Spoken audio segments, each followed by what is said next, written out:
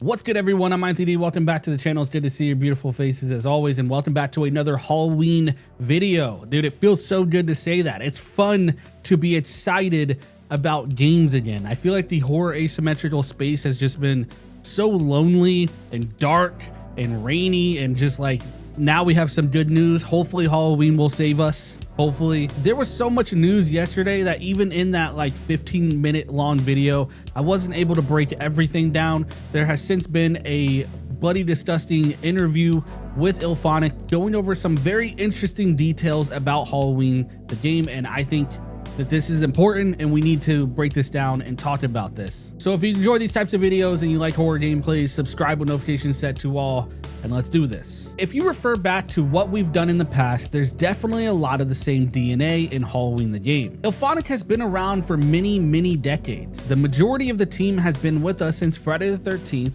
and they've all stuck around for Predator, Ghostbusters, and Killer Clowns. So we've cultivated a real knowledge base and an expertise when it comes to making these types of games. Not to mention, we're familiar with the technology.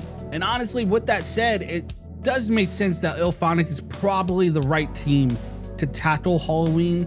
I mean, they have the experience, they've handled IP before. I hope with the move to Unreal 5 that they're able to create something that's a little bit higher quality than the previous works. And I hope that Halloween, A, is a big enough IP, and B, is fun enough that it doesn't fall into the same bracket as games like Predator and Killer Clowns, where they have their charm to it, but it kind of feels a little underwhelming and it kind of stays to its own player base. And I hope that Halloween is able to excel and be something bigger than all of that. But let's talk gameplay. They give us some details here. We tried to emphasize stealth on both sides of the killer/survivor dynamic. For Michael, it's about stalking. His mechanics revolve around quietly observing in the shadows and bidding your time to get the best possible kill. You see, there are NPCs inhabiting the map, living their lives and going about their various October 31st traditions. Your job is to pick them off. So they've touched on these NPCs a lot now. It seems that IAnthonyD really likes the idea of having NPCs in the game. I know that Killer Clown was supposed to have a lot more, and then Killer Clown kind of got stripped down to a little bit more of a basic idea. But that's so interesting of having NPCs, actual characters walking around just living their everyday life. Then you have Michael with the ability to stalk and kill these random characters. I feel like if done right, this could be really huge. It could really bring Haddonfield alive. I wonder if Michael has any reason to focus on NPCs rather than the actual other players. Like, does killing NPCs like feed a like evil meter that allows him to do things to the other players, or is it strictly just killing them so that they don't alert the cops and stuff like that? Meanwhile, the other players will be sneaking around trying to alert those civilians to your presence, just like in the teaser trailer we showed. Plus, we got the cops and Dr. Loomis adding an extra wrinkle to the proceedings. So if the Michael player isn't performing well, he'll have to deal with extra resistance. And there are a lot of interesting situations that can arise from that. So not only does that confirm that Dr. Loomis is in the multiplayer aspect, there was rumors of Dr. Loomis being involved, and then they did drop his character model. He could also possibly be in the single player side of this game. We're going to talk about that a little bit. I think that this quote here proves that he's going to be in the multiplayer. Now, is he going to be a hero character similar to Tommy Jarvis? Because this shows that the police can be called and will join in on the mob that's hunting down Michael Myers. But does that also mean that we can call in Dr. Loomis? What exactly are we doing that is adding him into this scenario? And will he be an NPC that's just in the group with us? It honestly doesn't make much sense to include Loomis if we're not able to play as him. I think that just seems a little weird. And going back earlier when they were talking about expecting that IAnthonyD DNA to be in this, I really think that could be them talking about the Friday 13th hero mechanic. Most other asymmetrical horror games are about escaping, but that's not the ultimate objective for the survivor players here.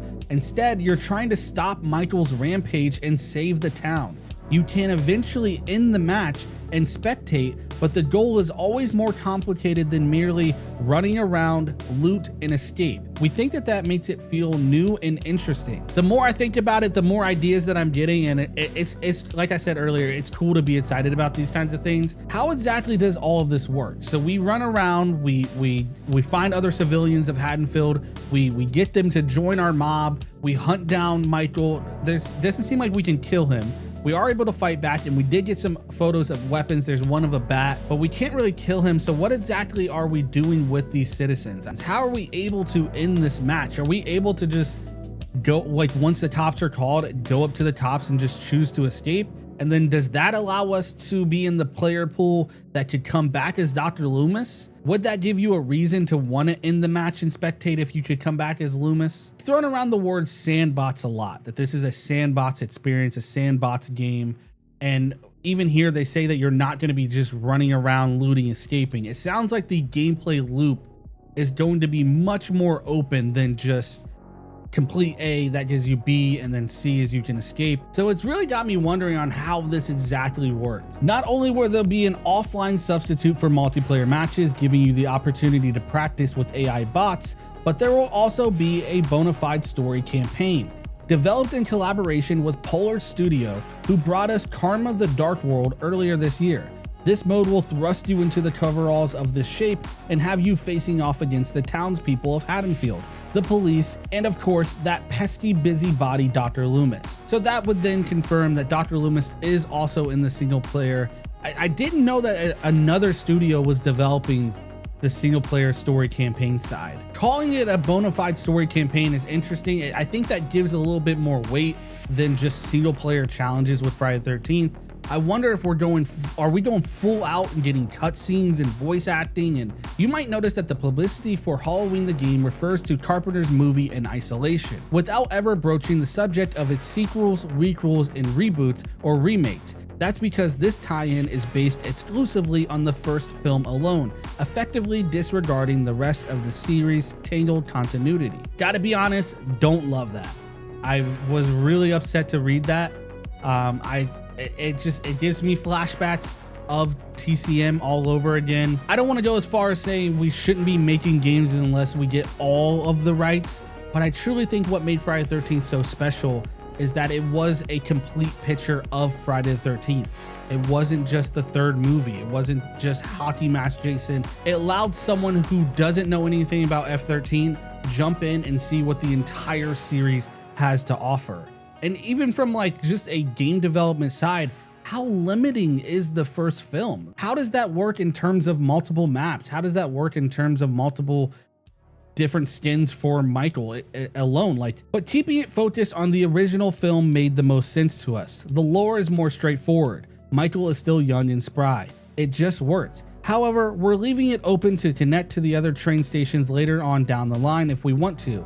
We'll see what happens. I don't know, man. I want to just stay positive and hope that these conversations are gonna go well. It gives me a little bit of like Chop Top, you know what I mean? Where you kind of just are really hoping and then we eventually get let down again. Overall, that is a big bummer. I'm not super stoked about that, but I do absolutely love how much information they're dropping on us. It's been extremely cool to just slowly pick this apart and figure out how this game is going to be.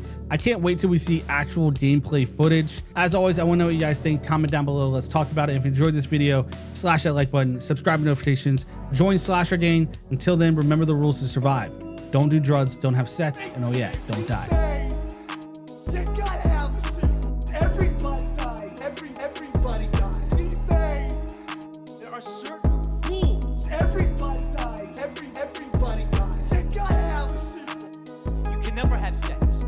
Everybody dies. Everybody dies. These days, you never drink or do drugs. Everybody dies. Everybody dies. You gotta have a secret.